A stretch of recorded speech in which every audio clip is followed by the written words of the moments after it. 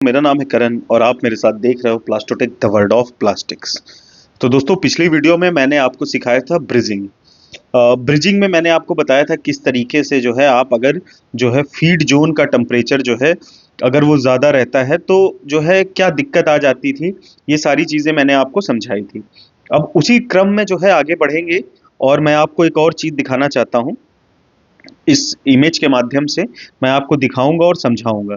यहाँ पे आप देखेंगे दोस्तों, तो यहाँ पे आप देख पा रहे होगे, अगर इस जगह पे आप देखोगे पर्टिकुलर, तो आपको क्या दिख रहा है। यहाँ पे हमने क्या किया है, फीड जोन के टेम्परेचर को बहुत हाई रख दिया है। तो अगर आपके फीड जोन का टेम्परेचर, अब ये हिस्सा जो है आपका, ये पूरा फीड जोन का हिस्सा है। इसको हम क्या कहते हैं, इसको हम कहते हैं feed, FEED, feed zone. Feed zone कहते हैं स्क्रू का। इसको फीड जोन इसलिए कहते हैं क्योंकि अब देखिए यहाँ पे आपका जो प्लास्टिक का दाना है वो यहीं पे फीड होता है। यहीं से जो है बैरल में सबसे पहले जो है आपकी स्क्रू के जो है सबसे पहले इस हिस्से में आता है। तो जिस जगह पे सबसे पहले आपका मटेरियल आता है, जिस जोन में स्क्रू के, उसको हम कहते हैं फीड जोन।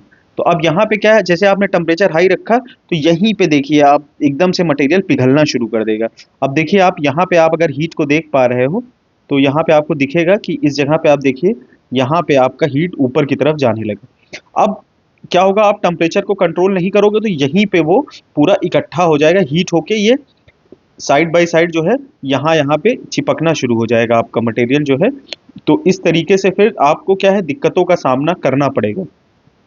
तो जैसे कि मान लीजिए आपने टेम्परेचर बहुत हाई रखा तो क्या होगा, हीट ये सब जो आपका मेटेलिक पार्ट है यहीं पे चिपकने लगेगा और मटेरियल चिपक के क्या होगा, यहाँ पे एकदम से इकट्ठा हो जाएगा। जब इस तरीके से मान लीजिए यहाँ पे इकट्ठा हो गया तो अब क्या है, हॉपर से मटेरियल जो है वो गिर ही नहीं पाएगा, वो यहाँ पे पहुँचेगा ही नहीं।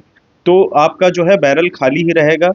तो और ये प्रॉब्लम्स आ जाएंगी, चार्जिंग की प्रॉब्लम्स आ जाएंगी, dosing not completed, charging material issue, ये सारे इश्यूज जो है वो आपको देखने को दोस्तों मिलने लगेंगे। तो इन सब चीज़ों से क्या है, हमें बचना होता है ताकि कोई दिक्कत ना हो।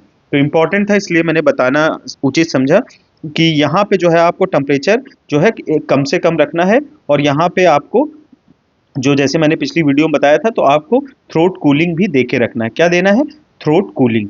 कूलिंग के लिए जो है एयर कूलिंग या वाटर कूलिंग, जो भी चैनल आपके मशीन में अवेलेबल हो उस हिसाब से आप यहाँ पे थ्रोट कूलिंग दे के इसको ठंडा रखिए।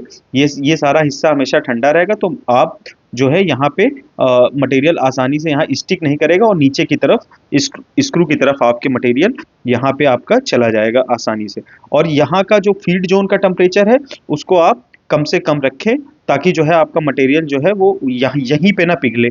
क्या है, वो आगे की तरफ अपना यहाँ से अपना धीरे धीरे करके जाता रहे तो क्या होगा, फिर जो है वो दिक्कत नहीं आएगी। क्योंकि जैसे ही आपका टेम्परेचर कम है तो यहाँ से आपकी फ्लाइट से मटेरियल होते हुए आगे की तरफ इस डायरेक्शन पे बढ़ता जाएगा जिधर आपको इंजेक्शन कराना है। तो उम्मीद करता हूँ ये पॉइंट आपको समझ में आया होगा दोस्तों। समझ में आया है तो बढ़िया है।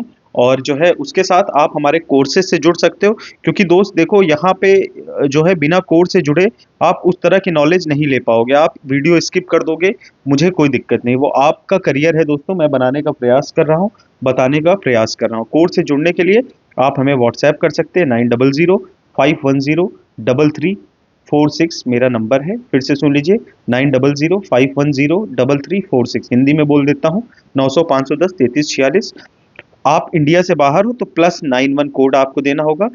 कोर्स के माध्यम से मैं आपको बहुत सारी चीज़ें सिखाऊंगा, प्रैक्टिकल करके दिखाऊंगा, क्योंकि उसमें बहुत टाइम देके मैंने उन चीज़ों को बनाया है।